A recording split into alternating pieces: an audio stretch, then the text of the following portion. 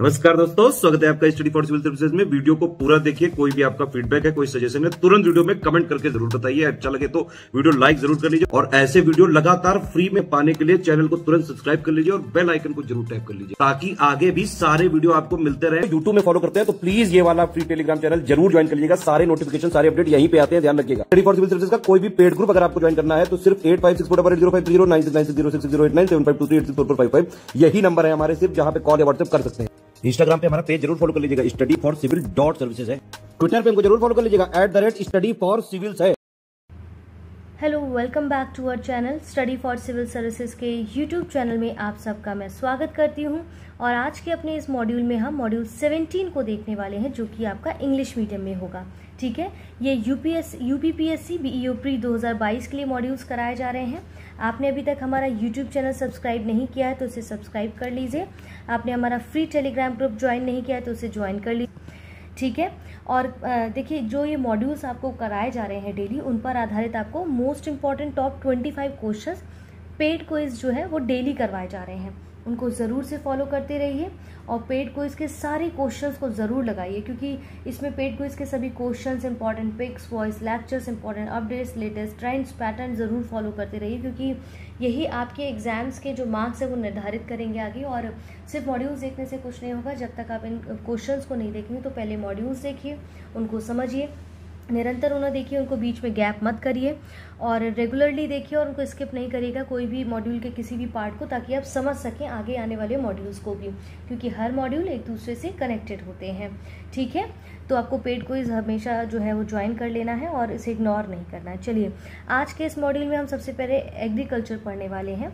Agriculture में भी सबसे पहले क्या, शिफ्टिंग कल्टीवेशन। यहाँ पर वर्ड लेवल की बात करें कि ये शिफ्टिंग कल्टीवेशन होता है, उसके अलग अलग कल्टीवेशन के नाम हैं और वो किस किस रीजन में पाए जाते हैं वो हमें देखना है। तो पहले समझिए कि आपका जो शिफ्टिंग कल्टीवेशन यानी कि स्थानांतरित कृषि, स्थानांतरणीय कृषि जो होती है, वो शिफ्टिंग कल्टीवेशन क्या होता है कि जिसमें क्या होता है कि कोई भूमि का जो टुकड़ा, देखिए, जिसमें कोई भूमि का टुकड़ा कुछ समय तक फसल लेने के लिए चुना जाता है, जो आपका शिफ्टिंग कल्टीवेशन होता है, और उसकी जब उर्वरकता समाप्त हो जाती है, खत्म हो जाती है, तो उसके बाद उसको त्याग दिया जाता है। दूसरे टुकड़े को ऐसे ही कृषि के लिए चुन लिया जाता है। तो पहले चुने गए टुकड़े पर वापस क्या होता है, प्राकृतिक वनस्पति का विकास होने लगता है। तो दूसरी, मतलब जब उसकी उर्वरकता खत्म हो जाती है तो दूसरे टुकड़े को चुन लिया जाता है कृषि के लिए।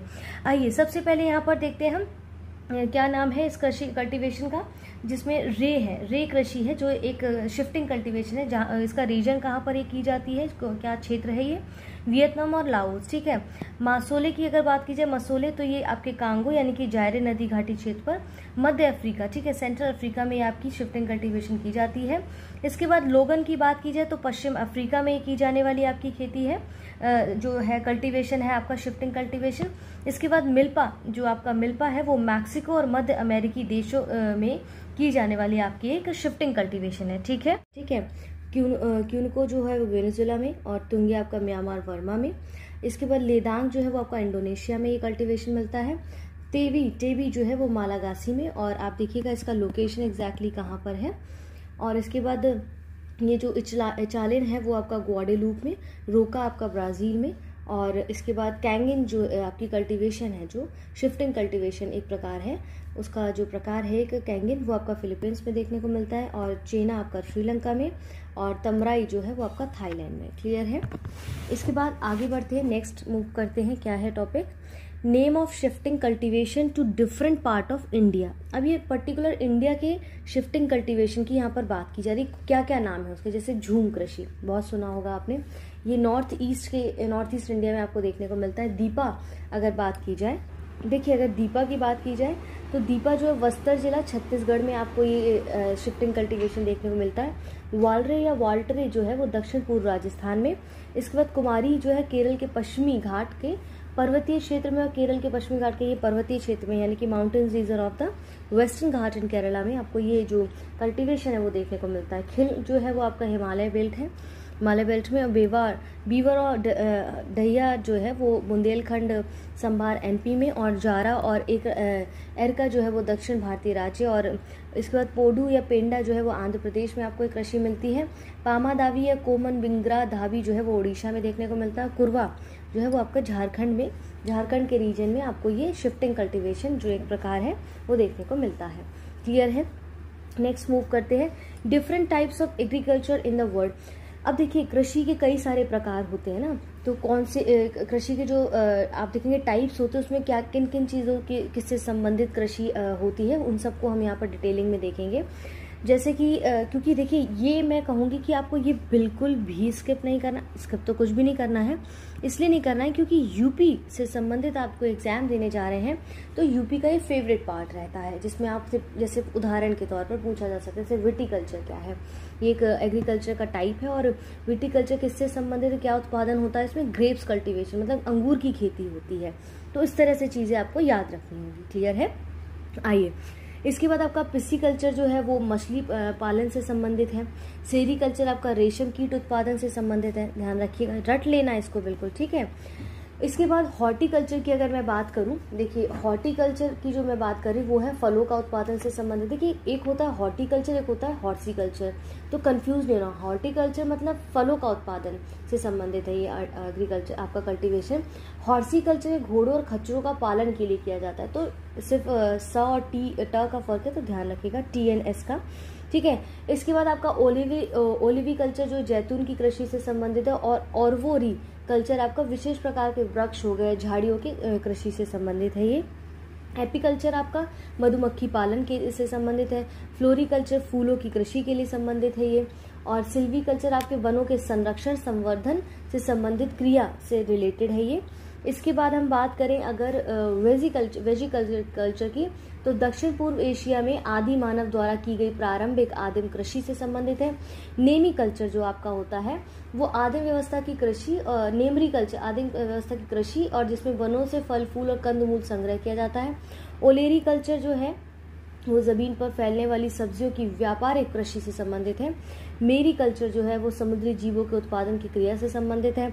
हॉर्सिकल्चर आपका जो है वो घोड़ों और खच्चरों के पालन से संबंधित है आपकी ये कृषि।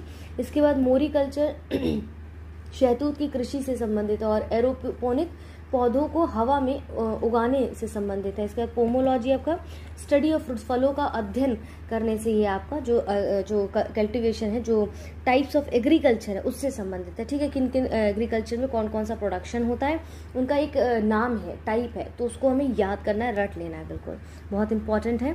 Various revolution and related crops and field, देखिए बहुत सी क्रांतियां जो हैं हुई हैं, और जैसे कि रजत क्रांति तो अंडा उत्पादन से संबंधित, तो आप समझ गए ना कि कौन सी क्रांति किस फसल या क्षेत्र से संबंधित है, तो किस क्रॉप से रिलेटेड है। यहाँ पर देख लीजिए जैसे आपके रेवोल्यूशन दिए गए हैं, यहाँ पर रिलेटेड फील्ड दिया गया है, ठीक है। ये रेवोल्यूशन है आपके इस लाइन में, और यहाँ पर आपके इसके रिलेटेड फील्ड दिए गए हैं। जैसे सिल्वर रेवोल्यूशन तो आपका एग प्रोडक्शन से संबंधित है। ब्राउन रेवोल्यूशन आपका गैर परंपरागत यानी कि आपका production of non conventional energy and fertiliser से संबंधित है। आपका ब्लू रेवोल्यूशन फिश, ब्लू की बात है तो पानी यानी कि फिश प्रोडक्शन से संबंधित है। रेड रेवोल्यूशन जो है आपका ये मांस या टमाटर उत्पादन से संबंधित है, ठीक है, मीट या फिर टोमेटो प्रोडक्शन से। राउंड रेवोल्यूशन गोल गोल मतलब, ठीक है, तो गोल क्रांति आलू उत्पादन। ध्यान कुछ लिंक करने की कोशिश करिए और अपने ट्रिक्स बनाइए, ठीक है। सदाबहार हरित क्रांति जो है वो कृषि उत्पादन को दोगुना करना या टिकाऊ कृषि के लिए सस्टेनेबल एग्रीकल्चर से संबंधित है ये। क्लियर है, ठीक है। देखिए अब यहाँ पर जैसे कि आपका आइए देखिए अब जैसे इसमें यहाँ पर कह रहे हैं जो एवरग्रीन रेवोल्यूशन है वो आपका कृषि उत्पादन को दोगुना करना और थोड़ा सस्टेनेबल एग्रीकल्चर के लिए है। गोल्डन रेवोल्यूशन जो आपका है यानी कि सुनहरी क्रांति जिसको बोलते हैं फल उत्पादन से, फ्रूट प्रोडक्शन से संबंधित है, ठीक है। आपका रेनबो, देखिए रेनबो मतलब ये इंद्रधनुष, तो इसमें क्या है कि कृषि संबंधित जितनी भी क्रांतियां हैं फसल उत्पादन में विविधता लाने के लिए उन सबको इसमें डाला जाता है, ठीक है। अमृत रेवोल्यूशन जो आपका है वो आपका नदियों को जोड़ने की योजना है। और कृष्ण रेवोल्यूशन जो है ब्लैक मतलब वो for self reliance in the field of the mineral oil, तो आपका खनिज तेल के क्षेत्र में आत्मनिर्भरता के लिए क्रांति संबंधित है। येलो रेवोल्यूशन ऑयल सीड से संबंधित है। ग्रीन रेवोल्यूशन एग्रीकल्चर प्रोडक्शन से। व्हाइट रेवोल्यूशन मिल्क प्रोडक्शन से, ठीक है। तो ब्लू रेवोल्यूशन जो आपका फिश से संबंधित है, वाटर से, ऐसे समझिएगा।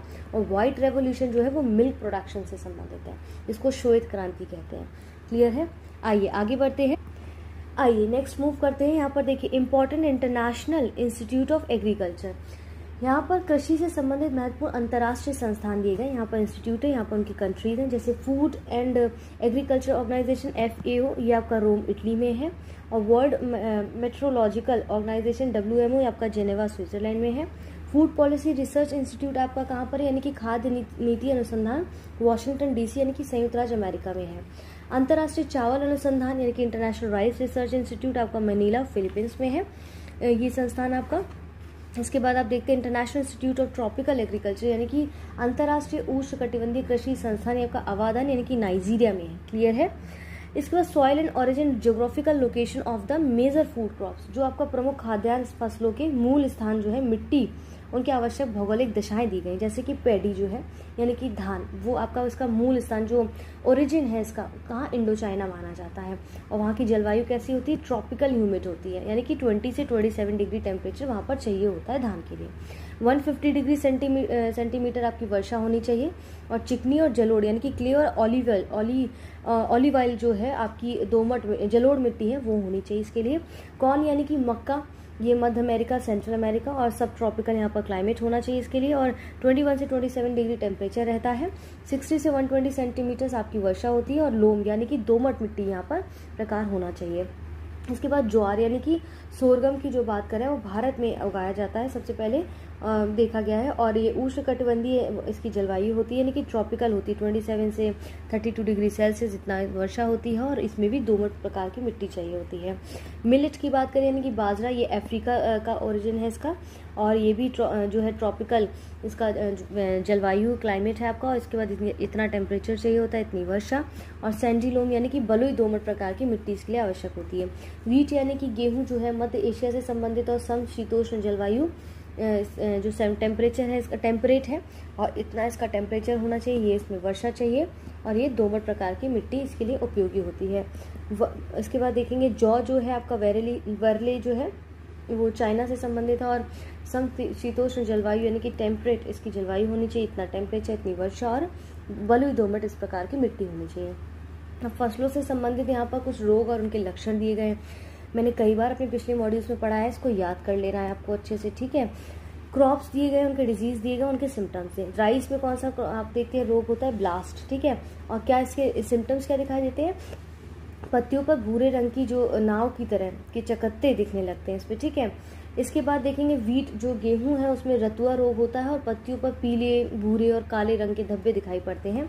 शुगर केन यानी कि गन्ना, ये लाल विगलन या फिर रेड रॉट जिसको कहते हैं, ग्रेसी शूट है ना, ग्रॉसी शूट जो इसमें रोग होता है, वो छोटे लाल रंग के धब्बे पत्ती के मध्य शिरा पर प्रकट होते हैं और गन्ने का भीतरी भाग लाल हो जाता है। चना ग्राम देखेंगे, ये विल्टिंग जो है उकटा, वो पत्तियां जो है पीली पड़कर सूख जाती हैं और जड़ें काली पड़कर गल जाती हैं, इसके ये लक्षण दिखाई देते हैं। अरहर में जो रोग होता है ना, तना विगलन जिसको स्टेम रॉट कहते हैं हम, तो वो मिट्टी की सतह के पास तने पर भूरे या गहरे भूरे धब्बे उभर जाते हैं और तना कट जाता है और पौधे नष्ट हो जाते हैं, ये उसके सिम्टम है। यहाँ पर सारे डिजीज दिए गए हैं फसलों के, उनके सिम्टम्स दिए गए हैं। यहाँ पर बोर्ड एंड देयर हेडक्वार्टर्स हैं। यहाँ पर जैसे कॉफ़ी बोर्ड आपका, ये बोर्ड्स हैं, यहाँ पर हेडक्वार्टर्स हैं। कॉफ़ी बोर्ड आपका कहाँ, बेंगलुरु कर्नाटक में। रबर बोर्ड आपका कहाँ पर है, कोट्टयम जो कि केरल में है। चाय बोर्ड आपका कोलकाता वेस्ट बंगाल में है। टोबैको टी बोर्ड कहाँ पर आपका, कोलकाता वेस्ट बंगाल में। टोबैको बोर्ड आपका गुंटूर आंध्र प्रदेश में। स्पाइस बोर्ड आपका कोची केरला में। नेशनल मीट एंड पोल्ट्री जो बोर्ड है आपका, मतलब कि मांस और कुक्कुट प्रसंस्करण जो बोर्ड है आपका, दिल्ली में है, न्यू दिल्ली में, ठीक है। इंडियन ग्रेप, देखिए माफ़ी चाहती हूँ, इंडियन ग्रेप प्रोसेसिंग बोर्ड जो आपका है वो आपका हैदराबाद, पुणे और महाराष्ट्र में है। इसके बाद national meat and poultry processing आपका न्यू दिल्ली में है। नेशनल फिशरिंग डेवलपमेंट बोर्ड आपका हैदराबाद तेलंगाना में है। नेशनल जूट बोर्ड आपका कोलकाता पश्चिम बंगाल में। देख लीजिएगा एक दो बार, तो क्या होगा कि रिवीजन कर लेंगे एक दो बार तो याद हो जाएंगी चीज़ें और भूलेंगे नहीं। आप देखिए indigenous dairy breed of cows, यहाँ पर देखेंगे गायों की जो देसी दूध देने वाली नस्लें हैं वो यहाँ पर दी गई हैं। तो जैसे गिर एक नस्ल है गाय की, उसमें क्या क्वालिटी, क्या कैरेक्टरिस्टिक्स हैं उसके, जैसे कि ये जो नस्ल होती है ना, वो इसके नाम जैसे भदावरी, देसन, गुजराती, काठियावाड़ी, सुरती भी कहा जाता है। और गुजरात में अगर आप देखेंगे दक्षिण काठियावाड़ के गिर के जंगलों में ये जन्मती है, और महाराष्ट्र और साथ ही लगे राजस्थान में भी पाई जाती है। रेड सिंधी अगर हम देखें तो ये नस्ल को लाल कराची सिंधी या माही भी कहा जाता है। और हैदराबाद जो पाकिस्तान के क्षेत्र में पैदा हुई है, हमारे देश में कुछ संगठित खेतों में पाली जाती है। इसके बाद साहीवाल अगर देखें तो ये भारत के मोंटगोमरी क्षेत्र में उत्पन्न होती है, जो अविभाजित भारत के मोंटगोमरी क्षेत्र में। चलिए देखिए, इसके बाद आप देखेंगे जो हल्लीकर है वो आप देखेंगे, जैसे साहीवाल की बात मैं करती ना, वेस्ट इंडिजिनस डेयरी ब्रीड है, ये आपका गायों में सबसे दूध देने वाली नस्ल मानी जाती है। हल्लीकर जो है वो पूर्व रियासत विजयनगरम से उत्पन्न हुई है और जो वर्तमान में कर्नाटक राज्य का हिस्सा है। ठीक है, इसके बाद अमृत महल जो आपकी एक गाय की नस्ल है वो कर्नाटक के हासन, चिकमगलूर और चित्रदुर्ग जिले में उत्पन्न हुई है। किल्लारी अगर बात की जाए नस्ल की तो महाराष्ट्र के शोलापुर और सीतापुर जिले में से उत्पन्न है। कंगायम जो है इसको हम देखेंगे कि कोंगनाड कोंगू नाम से भी जाना जाता है और ये इरोड कोयम्बटूर जिले के गोबी चेट्टी पलियाम तालुक में पाई जाती है। बुरगर जो आपकी बुरगर है वो तमिलनाडु में इरोड जिले के भवानी तालुक में बरगुर पहाड़ियों के आसपास पाई जाती है। ठीक है, ओम्बुलात चेरी जो है ये नस्ल को जाति माधु, मोताई माधु, मुलाई माधु इत्यादि नाम से जाना जाता है। तमिलनाडु के तंजावुर, तिरुवरूर, नगपट्टिनम जिले में पाई जाती है। पुलिकुलम की अगर बात करें तो ये नस्ल तमिलनाडु के मदुरा जिले कुम्बुट घाटी में पाई जाती है। ठीक है, इसे जलीकट्टू माधु और किदाई माधु सेंताराई के नाम से जाना जाता है। इसके बाद हरियाणा जो है ये रोहतक, हिसार, जिंद और गुड़गांव और डिस्ट्रिक्ट ऑफ हरियाणा में पॉपुलर है। पंजाब में भी, यूपी में और एमपी में भी। कंकरेज अगर हम बात करें तो कंकरेज ये वाडड वागेड वाडियार भी कहा जाता है, गुजरात के कच्छ के दक्षिण पूर्व रण या राजस्थान में आप देखते हैं उत्पन्न होती है। ठीक है, ओंगले जो है ये नेल्लौर के रूप में भी जानी जाती है, इसकी उत्पत्ति स्थल आंध्र प्रदेश के गुंटूर जिलों में ओंगोल तालुक है। ये कृष्णा घाटी ये कर्नाटक की कृष्णा नदी के पानी की काली मिट्टी क्षेत्र में उत्पन्न हुई है और इसे महाराष्ट्र के सीमावर्ती जिले में भी पाया जाता है। देवनी की बात करें तो ये नस्ल जो है डोंगरपति, डोंगरी, बन्नेरा, बाघेड़, वालंकिया, शिवेरा के नाम से जाना जाता है और ये पश्चिमी आंध्र प्रदेश में उत्पन्न हुई महाराष्ट्र राज्य के मराठवाड़ा क्षेत्र और कर्नाटक के निकटवर्ती भाग में भी पाई जाती है। इसके बाद यहाँ पर एक्सोटिक वैरायटीज दी, विदेशी नस्ल जैसे दी गई जर्सी, आपने सुना होगा। ये इसका उत्पादन स्थल जो है वो जर्सी द्वीप, यूनाइटेड किंगडम और दूध देने वाली गायों में सबसे छोटे आकार की नस्ल मानी जाती है। ठीक है, होल्स्टीन जो फ्राइजियन है वो नीदरलैंड के उत्पत्ति भाग से प्राप्त हुई है। विशेष रूप से फ्राइजलैंड प्रांत में पूरे विश्व में गाय की सभी नस्ल में से सबसे ज्यादा दुग्ध उत्पादन क्षमता इसी गाय में है। ठीक है, और मानते हैं कि औसतन अगर हम बात करें तो जो औसतन इसकी दुग्ध उत्पादन की क्षमता है वो किलोग्राम प्रति लैक्टेशन है। ठीक है, 700 से 6000 लगभग।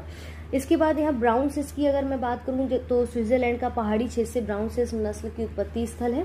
और रेड डेन की बात करें तो इसका जो ऑर्गेनेटेड इन डेनमार्क, ये डेनमार्क में इसकी उत्पत्ति स्थल है। और आयर शायर देखें उत्पत्ति स्थल इसका स्कॉटलैंड में है और इसे सबसे सुंदर दुधारू डेयरी नस्ल माना जाता है। और गवर्नर से जो है वो इसकी उत्पत्ति स्थल फ्रांस का एक छोटा सा द्वीप गवर्नर से है।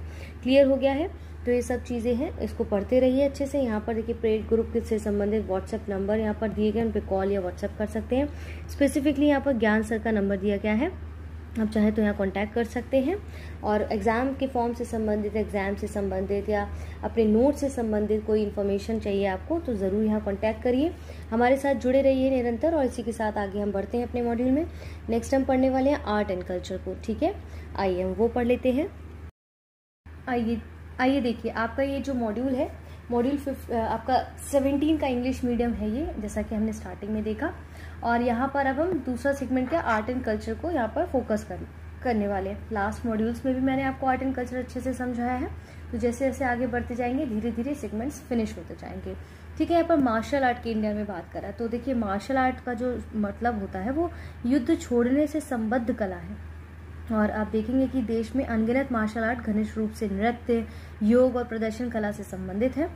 और ब्रिटिश शासन की अगर मैं बात करूं तो उस दौरान इनमें से कुछ कला रूपों पर प्रतिबंध भी लगा दिया गया, जिसमें कलरीपायट्टू और सिल्वम भी सम्मिलित है। लेकिन स्वाधीनता के बाद क्या हुआ कि पुनः प्रादुर्भूत हुई है और उन्हें लोकप्रियता अर्जित की। और भारत में मार्शल आर्ट से के लोकप्रिय और प्रचलित प्रकारों में से कुछ प्रकार हैं जिनको हम आज यहाँ पर पढ़ने वाले हैं।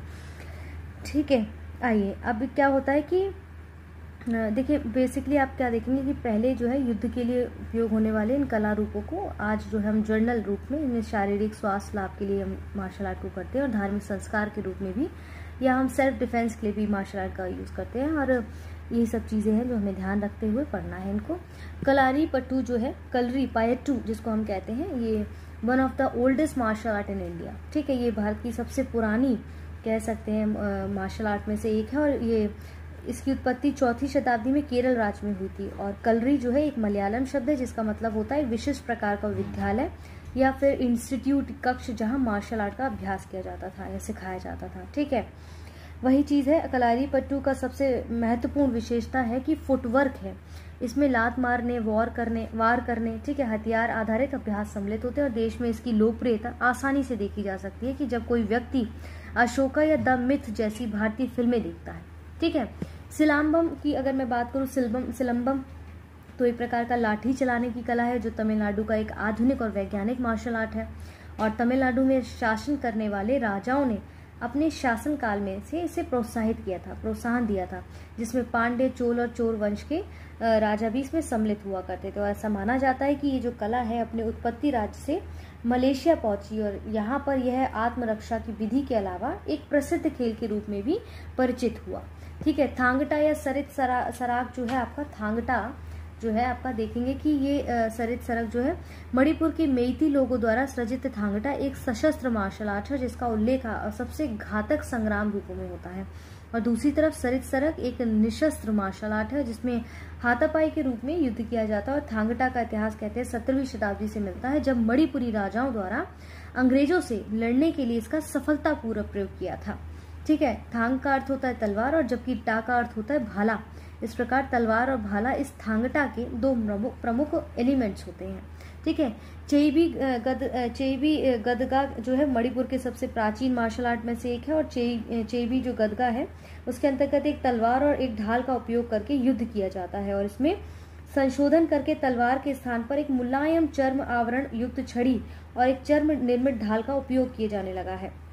ठीक है, और यही सब चीज़ें अंक और कौशल शारीरिक बल के आधार पर यहाँ पर कुछ प्रतियोगिताएं जो होती हैं दिए जाते हैं, उन पर अंक दिए जाते हैं। ठीक है, और चलिए अब देखते हैं दूसरा क्या है आपका। जैसे परिखंडा जो है वो बिहार का है, और कहते हैं राजपूतों द्वारा सृजित परिखंडा बिहार के मार्शल आर्ट का एक रूप है। ठीक है, और कहते हैं कि इसमें तलवार और ढाल का उपयोग करके लड़ाई की जाती है, और बिहार के कई भागों में अभी भी प्रचलित इस कला के विभिन्न चरणों और तकनीकों का उपयोग व्यापक रूप से छऊ नृत्य में किया जाता है। वास्तव में कहते हैं ये जो मार्शल आर्ट है वो छऊ नृत्य का आधार है। इसकी जो मैं परिखंडा की बात कर रही हूँ, थोड़ा ये हिमाचल प्रदेश में उत्पन्न होने वाला जो मार्शल आर्ट है खेल और संस्कृति का मिश्रण। इसे हर वर्ष वैसाखी के दौरान खेला जाता है, और प्रधान देवी देवता, देवी माशु, दुर्गा का आशीर्वाद प्राप्त करने के लिए अनगिनत सामुदायिक प्रार्थनाएं की जाती हैं इसमें। ठीक है, और अतः थोड़ा जो कि इसकी उत्पत्ति है कुल्लू में हुई थी। क्लियर है। अब इसके बाद गटका क्या, ये perform by the Sikhs of Punjab. Gatka जो है वो आप ये हथियार आधारित मार्शल आर्ट है जिसका प्रदर्शन पंजाब के सिखों द्वारा किया जाता है। ठीक है, और इसका अर्थ होता है सोटा। ठीक है, गटका शब्द है संस्कृत भाषा गदा से मिला, इसका अर्थ होता है सोटा। तो छड़ी, कृपड़, तलवार और पंजाब सिखों के द्वारा बेसिकली यूज किया जाता है गटका।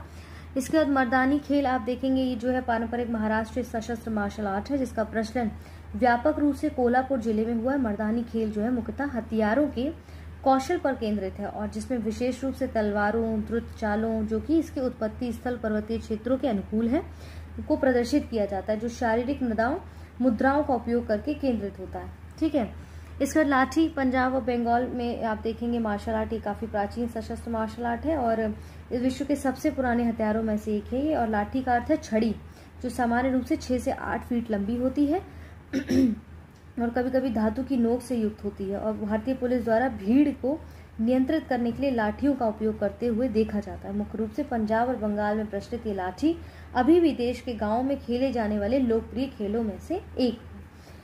इसके बाद आता है इनबुआन जो है, इनबुआई कुश्ती जो है वो मिजोरम के इस देशी मार्शल आर्ट का उद्भव मान्यता के अनुसार 1750 ईस्वी में डंगटलैंग गांव में हुआ है, और इसमें बहुत कड़े नियम माने जाते हैं, और जिसमें अंतर्गत वृत्ताकार क्षेत्र से बाहर पैर रखने और लात चलाने और घुटने मोड़ने पर मनाही। ठीक है, इसके बाद कुट्टू आप देखेंगे वरिसाई जो है वो संगम साहित्य में उल्लेखित कट्टू वरिसाई का अर्थ है कि खाली हाथ से संग्राम। कुट्टू वरिसाई का परंपरा जो है मुख्यतः तमिलनाडु में, हालांकि ये श्रीलंका और मलेशिया के उत्तरी पूर्वी भाग में भी काफी लोकप्रिय है। इसके बाद पैका अखाड़ा जैसे है वो आपका उड़ीसा में, ये जो आपका है ये जो आपका मार्शल आर्ट है, ठीक है। स्क्वैग ये कश्मीर में है, ठीक है। इसका बंदेश आपका इंडिया में ही, इंडिया का ही है बंदेश आपका मार्शल आर्ट। मल्ला युद्ध जो है साउथ इंडिया, और मल्ला कंभ जो है वो 12वीं शताब्दी का, 20th सेंचुरी का महाराष्ट्र का ये आपका एक मार्शल आर्ट है, ठीक है। अब यहाँ पर जो है क्रिप सल्दू है वो निकोबार का है, और वर्मा अति जो है तमिलनाडु का आपका मार्शल आर्ट है। क्लियर है। आइए अब हम आगे बढ़ते हैं। इसमें क्या बोल रहे हैं अब यहाँ पर, representative list of the intangible cultural heritage of humanity. यहाँ पर क्या है कि आप देखेंगे कि यहाँ पर हम कुछ, जैसे हमने मार्शल आर्ट के बाद अब हमें यहाँ पर क्या समझने का प्रयास करना है, उन चीज़ों को देखते हैं। जैसे कि आपकी मानवता की अमूर्त सांस्कृतिक विरासत की प्रतिनिधि सूची है, तो इसको हम यहाँ देखते हैं। आप हमें कमेंट बॉक्स में बताइएगा कि ये जो सूची है, जो इंडेक्स है, ये कौन जारी करता है और लेटेस्ट बैठक इसकी कहाँ पर हुई थी, ठीक है। India has the following 3 items in the representative list of the intangible cultural heritage of humanity. First है कुडियट्टम संस्कृत नाट्यकला, जो कि 2008 में इंक्लूड किया गया, सम्मिलित किया गया इसको। ये केरल में चकियारों द्वारा किया जाने वाला नृत्य और नाटक का समावेश है, जिसमें वे पुरुष की भूमिका निभाते हैं। रामलीला हमने पहले भी मॉड्यूल्स में कवर किया, 2008 में सम्मिलित किया गया है। ये उत्तर प्रदेश में एक लोकप्रिय लोक अभिनय कला है, इसमें रामायण के गीतों, नृत्य और संवादों के रूप में अभिनीत किया जाता है। वेद पाठ की परंपरा 2008 से ये चली आ रही है, में सम्मिलित किया है ये, और वेदों की वाचिक परंपरा में वेद मंत्रों के पाठ अनेक प्रकार से किए जाते हैं। रम्मन 2009 में सम्मिलित किया गया, और एक धार्मिक उत्सव और गढ़वाल क्षेत्र की पारंपरिक रीतिगत नाट्यकला है। और मुडियट्टू जो है 2010 में सम्मिलित किया गया, ये एक पारंपरिक रीतिगत नाट्यकला है जो केरल राज्य में संपन्न किया जाने वाला लोक नृत्य और नाटक है, और ये देवी काली और दरिका राक्षस के बीच युद्ध की पौराणिक कथा को चित्रित करता है, ठीक है। इसके बाद छऊ जो है वो 2010 में सम्मिलित किया गया, जनजातीय युद्ध कला नृत्य है, जिसे प्रमुख रूप से उड़ीसा, झारखंड और पश्चिम बंगाल में प्रदर्शित किया जाता है, ठीक है। और इसकी कुछ 3 उपशैलियाँ, जैसे पुरुलिया छऊ है, और आप इसके बाद देखेंगे सराय केला छऊ है, और मयूरभंज छऊ जो कि उड़ीसा में है, ठीक है। ये सब चीज़ें। इसके बाद Buddhist chanting of Ladakh included in, आइए देखिए, छऊ को जो है 2010 में सम्मिलित किया गया, और जनजातीय युद्ध एक नृत्य कला है, और इसमें मुख्य रूप से उड़ीसा, झारखंड, पश्चिम बंगाल में प्रदर्शित किया जाता है। इसकी उत्पत्ति और विकास की अगर बात की जाए तो इसके स्थान के आधार पर ही एक इस नृत्य की 3 शैलियाँ हमने देखा, पुरुलिया छऊ, सरायकेला छऊ, और जो कि झारखंड में, और ये मयूरभंज छऊ जो कि उड़ीसा में प्रसिद्ध है। लद्दाख का बौद्ध पाठ अभी हमने सुना, 2012 में इसको शामिल किया गया है, और ये ट्रांस हिमालय लद्दाख क्षेत्र में पवित्र बौद्ध ग्रंथों के पाठ से है। लद्दाख में बौद्ध धर्म मुख्य रूप से 2 उप संप्रदायों महायान और वज्रयान से संबंधित है। मंत्रों का जाप नृत्य के साथ, डांस के साथ घर के अंदर ही मठों के पुजारियों के द्वारा साथ किया जाता है। संकीर्तना जो है 2013 में सम्मिलित किया गया, मणिपुर की रीतिगत गायन और ढोल वादन नृत्य कला है। यह कला रूप मणिपुरी वैष्णवों के जीवन में धार्मिक अवसरों और विभिन्न अवस्थाओं को चिन्हित करने के लिए प्रदर्शित की जाती है। अब traditional brass and copper craft utensil making among the, आप देखेंगे जो ये आप देखते हैं पारंपरिक पीतल और तांबे के जो बर्तन बनाने की शिल्प को 2014 में सम्मिलित किया गया। पंजाब की बात कर रहे हैं यहाँ पर, पंजाब में जड़ियाला गुरु के ठटेरों द्वारा। तो यह मौखिक परंपरा है जिसे ठटेरा समुदाय पीढ़ी दर पीढ़ी आगे बढ़ाता जा रहा है, ठीक है। तो अब देखिए यहाँ पर नवरोज 2016 में सम्मिलित किया गया, और ये जो है ये पारसियों के न्यू ईयर के आरंभ को इंगित करता है, स्टार्टिंग के उसको इंडिकेट करता है। कश्मीरी समुदाय द्वारा वसंत उत्सव के रूप में भी मनाया जाता है। ये पर्यावरण के प्रति पारसी मत के सम्मान को प्रदर्शित करता है। और योग को देखें तो 2016 में सम्मिलित किया गया। ये व्यक्ति की आत्म अनुभूति के निर्माण में सहायता के लिए मुद्राओं, ध्यान, नियंत्रित श्वास, शब्द जाप और अन्य तकनीकें सम्मिलित की हो जाती है, ठीक है। कुंभ मेला जो कि 2017 में सम्मिलित किया गया। कुंभ मेला जो है पवित्र नदी में स्नान करने के लिए एक बड़े पैमाने पर हिंदू तीर्थ स्थल है। ये 4 स्थानों पर आयोजित किया जाता है, प्रयागराज, हरिद्वार, नासिक और उज्जैन, और उपयोग किसी भी स्थान पर यह प्रत्येक 12 वर्षों के बाद आयोजित किया जाता है। नासिक और उज्जैन में इसे सिंहस्थ कहा जाता है। प्रयागराज और हरिद्वार में कुंभ मेला हर 6 साल बाद भी आयोजित किया जाता है और जिसे अर्ध कुंभ कहते हैं। तो प्रयागराज में कुंभ, हरिद्वार में कुंभ के 3 साल बाद और नासिक और उज्जैन में कुंभ 3 साल पहले मनाया जाता है। वहीं नासिक और उज्जैन में कुंभ एक ही वर्ष या 1 वर्ष के अंतराल पर मनाया जाता है। क्लियर है। फोक पेंटिंग्स अगर हम देखें यहाँ पर, तो भारत में लोक चित्रकारी की अगर मैं बात करूँ, पेंटिंग्स की चित्रकारी क्या होता है। देखिए, मधुबनी जैसे पेंटिंग की अगर बात की जाए तो कहते हैं ये जो परंपरागत रूप से मधुबनी शहर के आसपास ग्रामीण महिलाओं के द्वारा की जाने वाली इस चित्रकारी को मिथिला चित्रकारी भी कहा जाता है। और ये कला जो है नेपाल में तराई के निकटवर्ती क्षेत्र में विस्तारित है और इन चित्रकलाओं की जो थीम है वो एक समान है और सामान्य रूप से हिंदुओं के धार्मिक रूपांकनों जैसे कृष्ण, राम, दुर्गा, लक्ष्मी, शिव आदि से प्रेरित है। और इन चित्रकलाओं के चित्र जो है वो सांकेतिक है। उदाहरण के लिए मछली सौभाग्य और जनन क्षमता की द्योतक होती है, उस तरह से। ठीक है। अब इसके बाद हम आगे बढ़ते हैं, इसमें और देखते हैं जैसे क्या क्या चित्रकारी है आपकी। जैसे पट्ट चित्रकला है, तो उड़ीसा के पारंपरिक चित्रकारी जिसे पट्ट चित्र कहा जाता है, इसका नामकरण संस्कृत शब्द पट्ट और कपड़ा यानी कि कैनवास और चित्र से मिलकर बना है। यह चित्रकला शास्त्रीय और लोक तत्वों के मिश्रण को प्रदर्शित करती है, जिसमें लोक तत्वों के प्रति अधिक झुकाव है। ठीक है।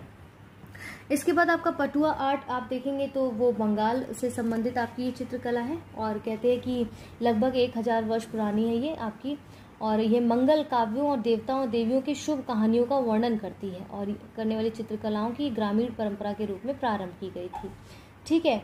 अब इसके बाद जैसे पैटकार चित्रकारी, ये झारखंड से संबंधित है पैटकार चित्रकारी। और कहते हैं कि ये चित्रकलाओं या स्क्रॉल चित्रकलाओं को देश में चित्रकला की प्राचीन शैलियों में से एक माना जाता है। चित्रकारी के इस पुराने रूप का सांस्कृतिक संबंध माँ मनसा से है, जो बंगाली घर परिवार की सर्वाधिक लोकप्रिय देवियों में से एक है। पैटकार चित्रकारी। ठीक है। कलमकारी, अगर हम कलमकारी चित्रकला की बात करें तो आंध्र प्रदेश में ये ज़्यादा आपको देखने को मिलती है। ये कला जो है प्रमुख केंद्र आंध्र प्रदेश राज्य में श्रीकालहस्ती और मछलीपट्टनम है। इसके बाद आप देखेंगे थांका जो चित्रकला है, वर्तमान में ये भारतीय राज्य सिक्किम, हिमाचल प्रदेश, लद्दाख क्षेत्र और अरुणाचल प्रदेश से संबंधित है। मंजूषा पेंटिंग देखिए बिहार से संबंधित है और इस कला का रूप जो है बिहार के भागलपुर क्षेत्र से संबंधित है और इसे महाजनपद से है और इसमें सर्प का रूप सदैव विद्यमान रहता है। ठीक है। फड़ चित्रकला जो है आपकी राजस्थान से संबंधित है, फड़ चित्रकला। ठीक है। कौन सी? फड़ चित्रकला। तो ये जो चित्रकलाएं हैं कहाँ से कैसी संबंधित है इनको याद रखिएगा, क्योंकि कभी कभी आपसे डायरेक्ट इसकी डिटेलिंग पूछी जा सकती है। तो जो फड़ चित्रकला है इसकी प्रकृति क्या है? धार्मिक है और इसमें स्थानीय देवताओं जैसे पावजी, देवनारायण को केरा जाता है। इसमें फंड नामक कपड़े को लंबे टुकड़े पर शाकीय रंगों से चित्रण किया जाता है। ठीक है। और ये जो मुख्यतः राजस्थान में पाई जाने वाली जो चित्रकला है, लपेटे जाने वाले कपड़े यानी कि स्क्रॉल पर बनाए जाने वाली चित्रकला है। ठीक है। चाहे तो गूगल पे इनकी पिक्चर्स देख सकते हैं। इसके बाद चेरियाल लपटेन जो स्क्रॉल चित्रकला है वो आपकी तेलंगाना राज्य की देशज चित्रकला है और ये नक्काशी कला का एक प्रकार है और लपेटने को लोक गायक समुदाय द्वारा निरंतर जारी कहानी, कॉन्टिन्यूअस स्टोरी या लोक गायन के रूप में चित्रित किया जाता है। इसे 2007 में भौगोलिक संकेतक यानी कि जीआई की प्रस्थिति प्रदान की गई थी। इसके बाद आता है पिथोरा चित्रकला। ये आपकी गुजरात और मध्य प्रदेश के कुछ आदिवासी ग्रुप्स हैं जिनके द्वारा बनाई जाती है। इसका प्रयोजन धार्मिक और आध्यात्मिक बताया जाता है। वे शांति और समृद्धि लाने वाले के लिए घरों की दीवारों पर चित्रित की जाती है। सौरा चित्रकला जो कि उड़ीसा से संबंधित है, ये उड़ीसा की सौरा जनजाति द्वारा बनाई जाती है और वर्ली चित्रकला के समान होती है। ये वस्तुतः भित्ति चित्रकला है और रीतिपरक है। भित्ति चित्रकला क्या होता है यहाँ पर आप हमें कमेंट बॉक्स में बता सकते हैं। मैंने आर्ट एंड कल्चर में अच्छे से कवर किया है। इन चित्रकारियों को मुख्य रूप से सफेद रंग से उकेरा जाता है, जबकि पृष्ठभूमि का रंग आपका लाल या पीला होता है। किसकी बात करें? सौरा चित्रकला की। आप देखेंगे डिज़ाइन जो है हाल में के समय में फैशन में आ गई है ये जो सौरा चित्रकला है और अनेक टी शर्टों, महिलाओं के परिधानों और सौरा शैली के डिज़ाइनों का चित्रण देखने को मिलता है हमें। ठीक है। सौरा चित्रकला की बात करी थी। यहाँ पर। इसके बाद आइए यहाँ पर कह रहे हैं कि दूसरा हमारा क्या नेक्स्ट सेगमेंट है, other tie and dye cloth painting and cloth printing varieties है। यहाँ पर जैसे उनके नाम दी गए और कहाँ पर उत्पादित होते हैं उनका डिटेलिंग दी गई। जैसे यहाँ पर आपका पागदू बंधु है, वो टाई डाई जो टाई और डाई करते हैं, पागदू बंधु जो है वो आंध्र प्रदेश में इसको उत्पादित किया जाता है और उसकी विशेषता है कि ये इंडोनेशिया नाम इकत से भी जाना जाता है। ठीक है, और इस टाई डाई प्रक्रिया में कपड़े को पहले बुना जाता है और फिर उस कपड़े पर रेजिस्ट वाइंडिंग की जाती है जिसे फिर रंगा जाता है। ठीक है, तैलिया रुमाल आप देखेंगे ये रेसिस्ट डाई टेक्सटाइल है और ये आंध्र प्रदेश में इसका उत्पादन होता है। इसका शाब्दिक अर्थ है कि तैलिया रुमाल, जहाँ कपड़े को तैलीय ऑयली बनाने के लिए एलिजरीन रंगों का उपयोग किया जाता है। ठीक है, अजरक, आपका अजरक छपाई क्या है, गुजरात में काफी देखने को मिलती उत्पादित होता है। ये छपाई जो टाई डाई या कपड़ा चित्रकारी है, ये एक ब्लॉक प्रिंटेड टेक्सटाइल है जो इंडिगो और मेडर सहित प्राकृतिक रंगों का उपयोग करते हुए रेजिस्ट डाई किया जाता है। मातानी पछेड़ी जो है वो गुजरात के में उत्पादित किया जाता है इसको। इसका शाब्दिक अर्थ होता है देवी के पीछे। ठीक है, थिग्मा जो है ये आपका लद्दाख से संबंधित है और ऊनी कपड़ों को रंगने के लिए प्राकृतिक सामग्री का उपयोग किया जाता है, जैसे कि स्याही रंग के लिए सूत और भूरे रंग के लिए सेब के छिलके और प्याज के छिलके का उपयोग किया जाता है। जदू पटुआ और पेंटिंग अगर देखें तो ये झारखंड से संबंधित है। पटुआ का अर्थ है कटावदार डिजाइन या स्क्रॉल जिस पर पेंटिंग्स को जदू समुदाय द्वारा चित्रित किया गया है। ठीक है, पिछवई पेंटिंग्स जो है वो राजस्थान में इसको उत्पादित किया जाता है और पोर्ट्रेट पेंटिंग्स मुख्य रूप से कपड़े या कागज पर भगवान कृष्ण के ऊपर आधारित है। दाबू पछाई आप देखेंगे छपाई जो है वो चित्तौड़गढ़, कहाँ से आपका चित्तौड़गढ़ यानी कि राजस्थान से संबंधित है आपका दाबू छपाई। ठीक है, और ये देखेंगे आप ये प्राचीन mud resist hand block printing तकनीक है, ये बहुत ही अनोखी है और मुथांगी जो है आपकी तमिलनाडु से संबंधित है। इस प्रकार की पोशाक मुख्य रूप से मूर्तियों के लिए बनाई जाती है। सुंगड़ी जो है आपके टाई रेजिस्ट डाइंग है वो तमिलनाडु में मुख्य रूप से उत्पादित की जाती है। सुंगड़ी पारंपरिक टाई और डाई तकनीक है आपकी। ठीक है, इसके बाद आपका आता है यहाँ पर ढाला पत्थर, ये ओडिशा में उत्पादित किया जाता है, इसको ओडिशा की रंगानी समुदाय द्वारा। क्लियर है, इस तरह से आपका कोट पार्ट जो हैंडलूम है वो ओडिशा के द्वारा ही किया जाता है। और ये जो metrical pattern of duck, hand fan, flower, palanquin, fish, animal इत्यादि को जो है यहाँ पर आप देखते हैं कि बात की किसकी बात, कोट पार्ट की जो मैं बात उसकी कोट पार्ट हैंडलूम की जो बात कर रही हूँ, तो इसमें ये सब चीज़ें होती हैं। इसके बाद आप देखते हैं तांगलिया शॉल जो है आपकी वो गुजरात से में उत्पादित की जाती है और ये हाथ से बुने हुए बिंदीदार वस्त्र होते हैं। क्लियर हो गया है। आइए अब अगले सेगमेंट से पर जाएं। इससे पहले आप देखिए पेड ग्रुप के लिए आप हमें इन नंबर्स पे संपर्क कर सकते हैं। ज्ञान सर को यहाँ पर आप मैसेज करके कोई भी फॉर्म से संबंधित, एग्जाम से संबंधित या कोई नोट से संबंधित कोई इन्फॉर्मेशन है तो आप उनसे यहाँ पर संपर्क कर सकते हैं। आइए अब यूपी का जीके को हम ज़्यादा से ज़्यादा यहाँ पर कवर करते हैं, पहले भी हमने कवर किया है अपने और मॉड्यूल्स में। सबसे पहले देखिए यहाँ पर यूपी के मेजर एक्सपोर्ट सेंटर्स दिए गए, जैसे उनके कुछ प्लेसेस हैं और उनमें गुड एक्सपोर्ट्स क्या होते हैं वो देखते हैं, जैसे क्या क्या चीज़ें एक्सपोर्ट की जाती हैं उस एरिया में। जैसे नोएडा एक्सपोर्ट प्रोसेसिंग जोन में आप देखेंगे जैसे आपका जेम्स हो गए, ज्वेलरीज हो गए, ठीक है। इसके बाद electronics, computer, hardware, software, leather इत्यादि आप देखते हैं, ठीक है। ग्रेटर नोएडा गौतम बुद्ध नगर जो है आपका electronics, computer, hardware, software, apparel, engineering, automobiles, chemical, ठीक है। साहिबाबाद, लोहनी, पिकलुआ और गाजियाबाद में आप जो देखेंगे जो स्थान है इसमें जो निर्यात की जाने वाली वस्तुएं कौन कौन सी हैं आपकी, केमिकल्स, इंजीनियरिंग हो गया, क्लोथ्स हो, इंजीनियरिंग अपैरल्स हो गया, क्लोथ्स हो गया, हैंड प्रिंटिंग हो गया, हर्बल मेडिसिन हो गया, ये सब चीज़ें वहाँ पर निर्यात की जाती हैं। देखिए जैसे मैं बता रही हूँ तो आप भी बता सकते हैं कि भाई आपके एरिया में कौन कौन सी चीज़ें हैं जो अगर आप यूपी में रहते जो है निर्यात की जाने वाली वस्तुएं हैं। इसके बाद सहारनपुर अगर हम बात करें तो नक्काशी, लकड़ी, खिलौने, लकड़ी की सजावटी वस्तु, फर्नीचर, चावल इत्यादि निर्यात किया जाता है। अलीगढ़ और पुरदिल नगर जो ताला, विल्डर्स, हार्डवेयर, धातु कला, कांच, चीनी मिट्टी के मनका शिल्प वस्तु इत्यादि। हाथरस से आप देखेंगे जो हाथरस है वहाँ से कांच और चीनी मिट्टी के मनका और पत्थर मनका से जड़ा हुआ पीतल का लैंप जो है निर्यात किया जाता है। फिरोजाबाद की अगर बात करें ग्रास और ग्रास गोल्ड्स हो गया, ग्रास बैंगल्स हो गया, ठीक है। मुरादाबाद अगर हम देखें तो ये कला, धातु की बर्तन कला, आभूषण, हड्डी के आभूषण इत्यादि जो है निर्यात की जाने वाली वस्तुएं हैं। रामपुर कढ़ाई का काम यहाँ पर देखने को मिलता है। मथुरा में आप देखते हैं कि पत्थर शिल्प और ठप्पा छपाई, हाथ छपाई, घुंघरू, लघु छपाई। नगीना बिजनौर से आप देखें कंगी, हड्डी शिल्प, लकड़ी पर नक्काशी। शाहजहांपुर से आप कालीन इत्यादि जो है निर्यात की जाने वाली वस्तुएं हैं। कन्नौज की अगर मैं बात करूं तो कन्नौज से आप देखते हैं जैसे कि यहाँ पर परफ्यूम हो गया, ठीक है, गुलाब जल, चंदन की लकड़ी, तेल आधारित परफ्यूम इत्यादि यहाँ से निर्यात की जाने वाली वस्तु है। फर्रुखाबाद से आप देखेंगे तो आप फर्रुखाबाद से हैंड प्रिंटिंग, वुड और सिल्क, वुड वूल्स और सिल्क और जरदोजी वर्क और क्राफ्ट इत्यादि देखने को मिलता है निर्यात। लखनऊ से स्मॉल प्रिंटिंग, चिकनकारी, जरदोजी, ठीक है। मैनपुरी से आप देखते हैं तंबाकू, लहसुन के उत्पादन, लकड़ी पर तरकशी काम किया जाता है। कानपुर में चमड़ा, लेदर के लिए काफ़ी फेमस। इसके बाद आता है उन्नाव, आपका चमड़ा और चमड़ा के सामान यहाँ पर आपको मिलता है निर्यात की वस्तुओं में, ठीक है। महोबा से आपको बेटल लीव्स मिलती हैं, मतलब पान की पत्तियाँ, ठीक है, ये पान की पत्तियों की यहाँ पर बात की जा रही है।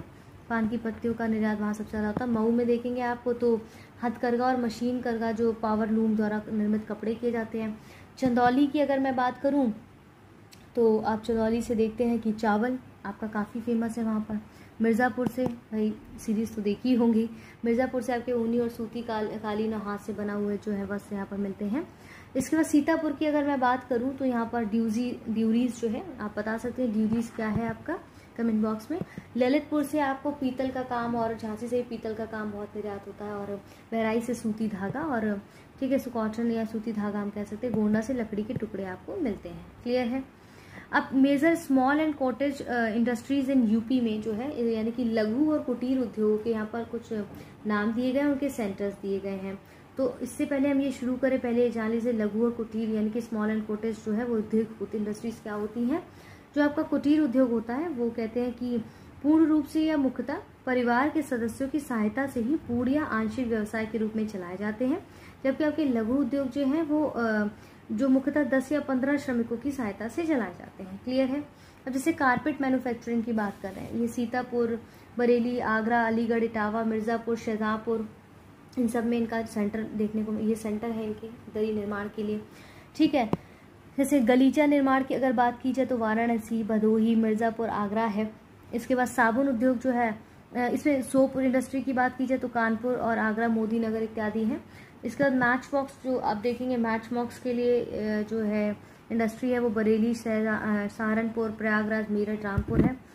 क्रेमिक यूटेंसिल्स जो है आपके चीनी मिट्टी के बर्तन, खुर्जा और गाजियाबाद में आपको इनका केंद्र देखने को मिलता है। नल के जो पाइप हैं प्रयागराज, लखनऊ और कानपुर से। औषधि निर्माण की अगर बात की जाए तो आप देखते हैं कानपुर, झांसी, लखनऊ, सहारनपुर। लकड़ी के खिलौने अगर हम देखें तो आप देखते हैं कि लकड़ी के जो खिलौने वो लखनऊ, वाराणसी में आपको सबसे ज़्यादा देखने को मिलते हैं। वुडन टॉय, ठीक है। केन स्टिक्स, आप वेट की जो छड़ियाँ हैं वो बरेली से आपको इसका सेंटर देखने को मिलता है। और स्पोर्ट्स इक्विपमेंट आपको बेसिकली आगरा और मेरठ में बहुत मिलते हैं। पीतल और कलाई के बर्तन आप वाराणसी, मिर्ज़ापुर, फर्रुखाबाद, हाथरस इत्यादि। बर्तनों पर आप देखें कलाई और नक्काशी मुरादाबाद, मिर्ज़ापुर से। पीतल की मूर्तियाँ आपको मथुरा से बहुत देखने को मिलती हैं। आयरन वेट्स जो हैं आपके, अगर हम देखें आयरन वेट्स की जो बात की जा रही है वो आपको बेसिकली सहारनपुर और आगरा से देखने को मिलती हैं, ठीक है। इसके बाद यहाँ पर पेंट एंड वार्निश जो है कानपुर, मेरठ, गाजियाबाद, मोदी नगर, बरेली, लखनऊ। सिगरेट मैन्युफैक्चरिंग जो आपकी है वो सहारनपुर और गाजियाबाद में ज़्यादातर इसका केंद्र देखा गया है। Handloom and cotton textile Meerut, Deoband हो गया, धामपुर हो गया, ठीक है, तंगड़ा हो गया, मगार हो गया, मऊ हो गया। ब्लैंकेट मैन्युफैक्चर के मुजफ्फरनगर, नजीबाबाद, ठीक है, लावर मेरठ में। वुड कार्विंग आपका सहारनपुर, नगीना में, ठीक है। जरी वर्क आपका लखनऊ, वाराणसी बहुत फेमस है इसके लिए। Manufacturing paper by hand Mathura, Kalpi और Kagzi Sarai. Perfume and aromatic oils जो है वो कन्नौज, गाजीपुर और जौनपुर है। क्ले टॉयज जो है आगरा, गोरखपुर में आपको इसका सेंटर देखने में। बिस्किट्स में देखें मोदी नगर, आगरा और अलीगढ़ है, ठीक है। Major industries located in UP, ठीक है। जो आपके यूपी में मेजर इंडस्ट्रीज हैं उनको हम देख लेते हैं कौन कौन सी हैं। देखिए जैसे कि डीजल लोकोमोटिव जो वर्क्स है, उद्योग है, वो कहाँ पर है, ये मडुआडी, वाराणसी में है, ठीक है।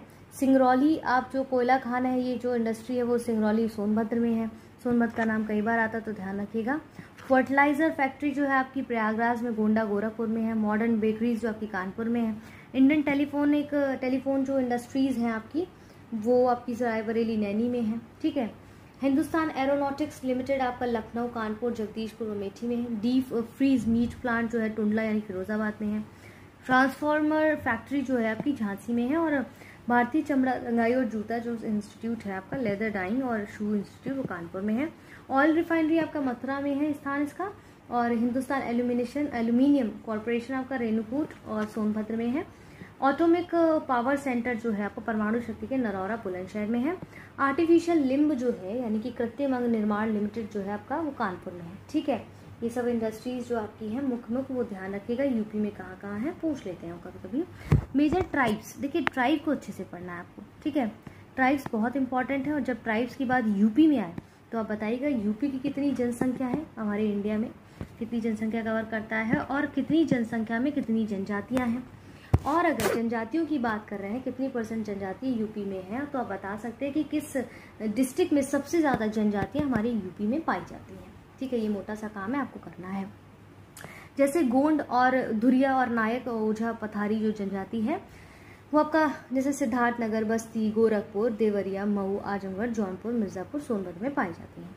जैसे खेरवार जो जनजाति है वो देवरिया, बलिया, गाजीपुर, वाराणसी, सोनभद्र इत्यादि में पाई जाती है। सहरिया आपकी ललितपुर में, पहरिया आपकी सोनभद्र में, बैगा आपकी सोनभद्र में है। और पांखा पनिका आपकी सोनभद्र मिर्जापुर जनपद में जनजाति पाई जाती है। अगरिया आपकी सोनभद्र में, पटारी भी सोनभद्र में, चेरो भी सोनभद्र, वाराणसी में भुइया और भुइया भी सोनभद्र में है। ध्यान रखिए, भुइया और या भुइया सेम ही है, हमें सेम ही साउंड कर रहा है। ठीक है, इसके बाद मल्टीपर्पज रिवर वैली प्रोजेक्ट्स जो आपके हैं यूपी में वो कौन कौन से हैं। जैसे हाइड्रो इलेक्ट्रिक जो प्रोजेक्ट्स हैं, जल विद्युत परियोजनाएं, जैसे खारा है तो किस रिवर पर अवस्थित है, ये असन पर। ठीक है, किस स्थल पर अगर प्लेस देखा तो सहारनपुर है। वही सब यहाँ दिए गए। जैसे माता टीला जो बेतवा नदी पर है, ललितपुर स्थल पर है। ये निर्गजनी जो है चित्रौरा ऊपरी गंगा शहर की बात करें तो गंगा नदी पर अवस्थित है और ये मुजफ्फरनगर स्थल पर है। सलवा हम देखें भोला ऊपरी गंगा नदी में जो गंगा नदी पर अवस्थित है। ओबरा ये रेहंद नदी पर है और स्थल इसका सोनभद्र है। ठीक है, यहाँ पर जल विद्युत परियोजना में जैसे राजघाट हो गया, ये बेतवा नदी पर स्थित है और ललितपुर इसका स्थान है। और रेहंद की बात करें तो रेहंद नदी पर सोनभद्र स्थल पर है ये अवस्थित। बेलका यानी कि बाबेल यमुना नदी सहारनपुर शहर में स्थल पर अवस्थित है। शीतला आपका बेतवा नदी पर अवस्थित है, झांसी में प्लेस में है ये। ठीक है, इसके बाद यूपी के इंपॉर्टेंट फैक्ट्स रिलेटेड कुछ ज्योग्राफिकल पार्ट दिए गए। आइए जल्दी से उन पर नजर डाल देते हैं हम एक बार। देखिए, जैसे कि यूपी में जो है आप देखेंगे कि इसका जो कहते हैं भारत का उत्तरी सीमांत राज्य है। ठीक है, जैसे मैं बोल रही हूँ यहाँ पर आपको क्या करना है, यूपी का मैप अपने सामने रख लेना है पहले वीडियो पॉज करके। ये 20 डिग्री 52 मिनट्स नॉर्थ जो है आपका north latitude to 30 degree 25 minutes north latitude and 77 degree 30 minutes east longitude, ये आपका यहाँ पर इसका अक्षांश और पूर्वी देशांतर दिया गया है। देशांतर अक्षांश बता है ये। इसके बाद कहते हैं यूपी जो है वो नॉर्थ में शिवालिक श्रेणियों से घिरा हुआ है, जबकि पश्चिम, दक्षिण पश्चिम और दक्षिण में यमुना और विंध्याचल श्रेणियों में और पूर्व में गंडक नदी में स्थित है। ठीक है, दक्षिण सीमांत में बुंदेलखंड का पठारी प्रदेश मौजूद है जिसका दक्षिण की तरफ विस्तार होता है। अब जैसे यहाँ पर जैसे नदियों का उद्गम स्थान यहाँ पर क्या है आप यहाँ बता सकते हैं। ठीक है, यूपी के जैसे प्राचीन गोंडवाना लैंड, अब हमने गोंडवाना लैंड के बारे में ना आपको कई बार पढ़ाया है तो यहाँ पर कंफ्यूज नहीं होना। पिछले मॉड्यूल्स में मैंने ज्योग्राफी वाले सेक्शन में बहुत चीज़ पढ़ाया है। गोंडवाना लैंड भूभाग का ही हिस्सा है आपका यूपी। और गंगा के मैदानी क्षेत्र की जो संरचना है वो प्लीस्टोसीन काल से आरंभ हुई है जिसकी प्रक्रिया आज भी जारी है। ठीक है, आप देखेंगे कि ये जो जैसे दक्षिण में साउथ में से जो पठारी प्रदेश का निर्माण है वो पूर्व कैम्ब्रिज युग के विंध्य शैल समूह से हुआ है और ये शैल समूह आज भी विंध्याचल पर्वत श्रेणी में पाए जाते हैं। यूपी में आर्कियन, विंध्यन, गोंडवाना, तरशरी और कार्शनरी शैल समूह पाए जाते हैं। आर्कियन शैल समूह जो है सोनभद्र ललितपुर में पाए जाने में प्राचीनतम संरचनाएं, ध्यान रखिएगा। ठीक है, किसके आर्कियन शैल समूह जो है वो आपके सोनभद्र और ललितपुर में पाए जाने वाली ये सबसे प्राचीनतम संरचना है। इन शैलों के अंतर्गत शिस्ट हो गया, नीस हो गया, ग्रेनाइट शामिल है और इन चट्टानों में बहुमूल्य खनिज जैसे यूरेनियम, हीरा आदि के संभावित भंडारण भी है यहाँ पर, मिनरल्स। ठीक है, विंध्यन रॉक आप देखेंगे तो विंध्यन शैली समूह जो है वो यूपी के मैदानी भाग और प्रायद्वीपीय भारत के बीच में विभाजन रेखा का निर्माण करते हैं। हमने पढ़ा है मैप में ये। इसका जो निर्माण है वो कडप्पा शैलों के अनाच्छादन और तिथिस सागर के में एकत्र हुए निक्षेपणों के उत्थान से हुआ है। अब जिसने पढ़ा होगा अंगारा लैंड और गोंडवाना लैंड के बीच जो तेथिस सागर है, अगर पढ़ा है हमारे पिछले मॉड्यूल्स में तो आप समझ पा रहे होंगे मैं किसकी बात कर रही हूँ। ठीक है, यूपी में गोंडवाना शैल समूह जो कि चट्टाने मिर्जापुर, सोनभद्र, चित्रकूट, प्रयागराज जिलों के दक्षिणी भागों में पाई जाती हैं। ठीक है, यूपी के उत्तरी भाग में स्थित जैसे हिमालय की श्रेणियों का निर्माण टर्शरी काल में हुआ है। ठीक है, किसके टर्शरी काल में हुआ है ये। और कहते हैं कि यूपी को 4 विशिष्ट भौतिक क्षेत्रों में बांटा गया, जैसे सहारनपुर के शिवालिक तलहटी क्षेत्र और भावर व तराई क्षेत्र, गंगा का मैदान और दक्षिणी पठारी प्रदेश। ठीक है, शिवालिक हिल्स अगर आप देखेंगे, सहारनपुर के उत्तरी और उत्तर पूर्वी क्षेत्र शिवालिक पहाड़ियां स्थित है जो उत्तराखंड की सीमा का निर्धारण करती हैं। और मोहंड दर्रा को देहरादून के द्वार के रूप में जाना जाता है। किसको? Mohand pass is known as the gateway of Dehradun.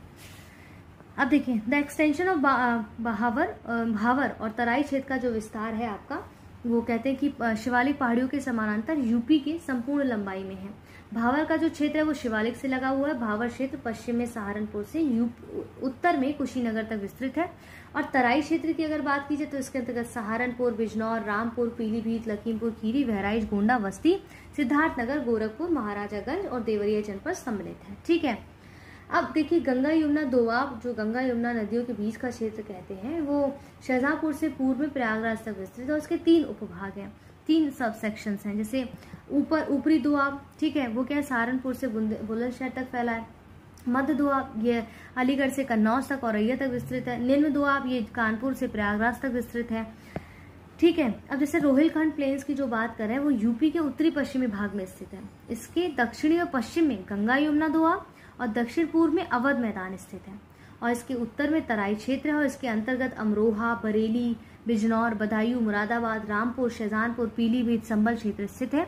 ठीक है, अवध का मैदान की अगर बात की जाए, इसके प्लेन की बात की जाए, तो दक्षिण पूर्वी में गंगा यमुना दोआब और उत्तरी पश्चिम में रोहिलखंड मैदान और उत्तर में तराई क्षेत्र और पूर्व में पूर्वांचल मैदान से घिरा हुआ है। क्लियर है? गंगा के अतिरिक्त सरयू और गोमती नदियां इस मैदान में प्रवाहित होती रहती हैं। पूर्वांचल मैदान की अगर मैं बात करूं तो उत्तर प्रदेश में जौनपुर और संत रविदास नगर, आजमगढ़, वाराणसी, बलिया, गाजीपुर में फैला हुआ है। इसके उत्तरी भाग का जो निर्माण है वो राप्ती और घाघरा नदियों से हुआ है। इसके उत्तर से दक्षिण की ओर जैसे नदियों का अगर क्रम देखें तो राप्ती, खादर, सरयूधार मैदान और पूर्विया मैदान का नाम दिया जाता है। उत्तर प्रदेश का दक्षिणी पठारी भाग प्रायद्वीपीय पठार का उत्तरी भाग है। इसका उत्तरी सीमा गंगा और यमुना द्वारा निर्धारित होती है और ये ऊंचाई जो है 300 मीटर लगभग है। ठीक है, साउदर्न प्लेट्यू की अगर मैं बात करूं, यहाँ पर जो दक्षिणी पठारी प्रायद्वीपीय भाग है वो भी हमने देखा है, 300 मीटर तक लगभग ये फैला हुआ है।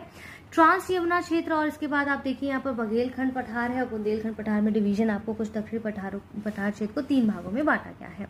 ठीक है, किसके? दक्षिण पठार जो है उनको 3 भागों में बांटा। देखिए जो दक्षिण पठारी क्षेत्र है ना, प्रायद्वीपीय भारत का उत्तरोत्तम विस्तार माना जाता है। इस पठारी क्षेत्र में चंबल, बेतवा, केन, सोन, टोंस नदी ने घाटियों का निर्माण किया। और देखेंगे चंबल, बेतवा, केन यमुना की सहायक, सोन, टोंग गंगा की सहायक, और सोंग और टोन, सोन जो टोन से गंगा की सहायक है। और लाल मिट्टी भी यहाँ पाई जाती है। दलहनी की कृषि की जाती है। इसमें चना, अरहर, गेहूं, तिलहन जो है। और दक्षिण पूर्वी यूपी अवनलिका अपर्दन जो है यहाँ पर ज्यादा देखने को मिलता है।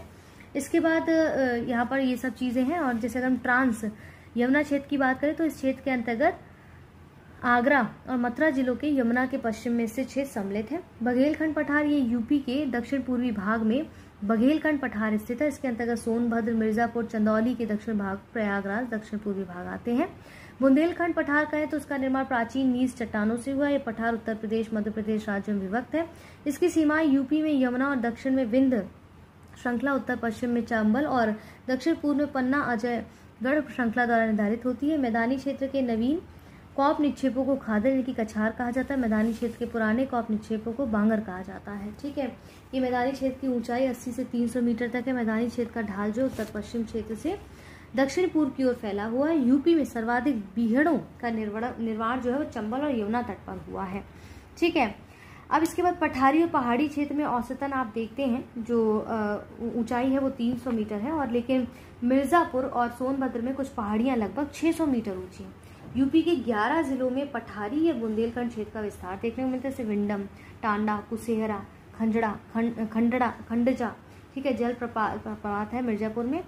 और बुंदेलखंड और पठारी क्षेत्र में ढाल उत्तर की ओर है। और बुंदेलखंड और पहाड़ी पठारी क्षेत्र की मुख्य फसलें दलहन, तिलहन है।